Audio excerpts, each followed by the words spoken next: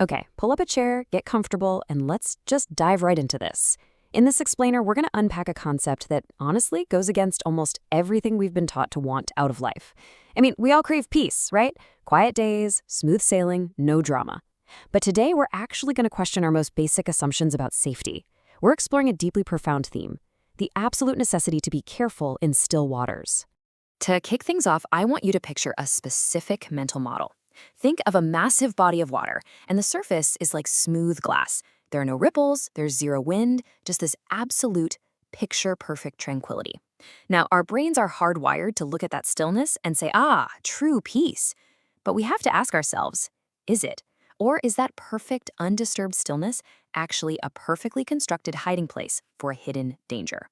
Well, to answer that, we're going to look at this brilliant, ancient Malay proverb, Air yang tenang, jangan disangka tiada buaya. Translated, that means, don't assume there are no crocodiles in calm water. It is such a vivid, honestly kind of chilling reminder that appearances can be incredibly deceptive. True danger, the kind that really gets you, often hides right beneath a smooth, smiling surface. You see, these words didn't come out of nowhere. They sprang directly from the daily reality of tropical river valleys. For generations, the people who fished and traveled on those waters knew for a fact that a quiet river was not a safe river.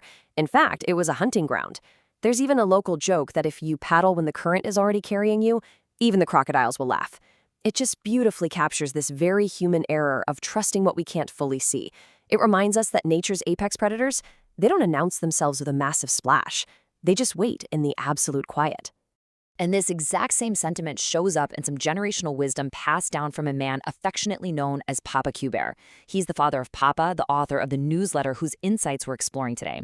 Now, Papa Cuber was a seasoned fisherman, and he knew that a howling wind and rough seas keep sailors on high alert. You're hyper-focused. But when the wind drops to a mere whisper and those waters turn to glass, that's the exact moment when still waters breed a deadly complacency. Let's look at the core tension here because it's absolutely fascinating.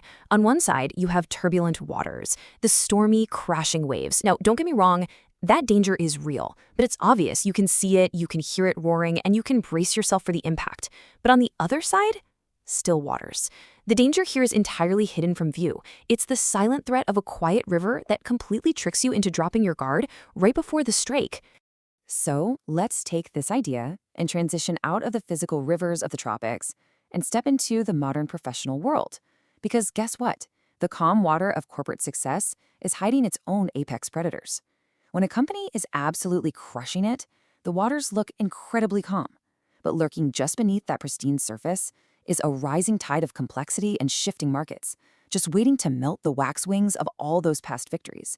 Which brings us to this incredible concept coined by Danny Miller back in 1990, the Icarus paradox. We're all pretty familiar with the Greek myth, right? Daedalus crafts these amazing wings of wax and feathers so he and his son Icarus can escape a literal prison. The wings work flawlessly. But the sheer thrill of that soaring success goes straight to Icarus's head. He gets arrogant, he flies way too close to the sun, the wax melts, and he plunges to his death. The paradox here is that the very specific things that drove his initial success were the exact things that caused his abrupt, total failure. And this is exactly how the paradox takes down modern giants. It's like a domino effect. Step 1, unprecedented success, which naturally leads to step 2, unquestioned confidence. But here's the trap. In the calm, warm waters of that confidence, step 3 takes root, blind arrogance. A company starts doubling down on what worked yesterday. Healthy discipline morphs into rigid bureaucracy. And finally, step 4, the sudden plunge. The market inevitably changes, and they are entirely unable to adapt. To put that into perspective, take a look at the corporate giant Tesco. They had this massive runaway success in the UK, which led them to launch their Fresh and Easy venture in the United States. They just assumed their past winning formulas would perfectly translate across the ocean. They didn't. Instead, they lost 1.2 billion pounds, billion with a B.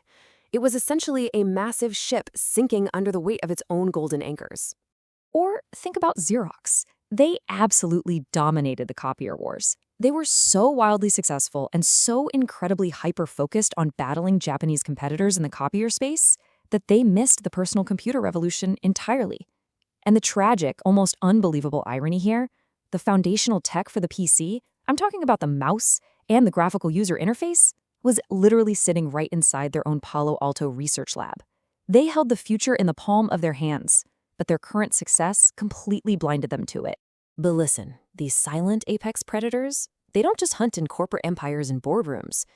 This exact same principle, the hidden danger of still waters, the arrogance of success, applies directly to the quiet chambers of the human heart. And we see this masterfully, brilliantly illustrated in the biblical parable of the prodigal son found in Luke chapter 15. A lot of us know the story of the younger brother. Actually, quick side note, the word prodigal literally means to lavishly squander.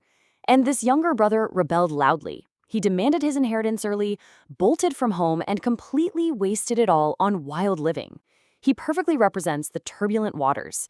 His mistakes were visible, loud, chaotic, messy, and painfully obvious to absolutely everyone around him. But here is where it gets really interesting. We have to compare these two brothers. The younger brother was a stormy, thrashing sea, but when he finally hit absolute rock bottom, he became deeply repentant. He came home broken, and his father greeted him with extravagant grace.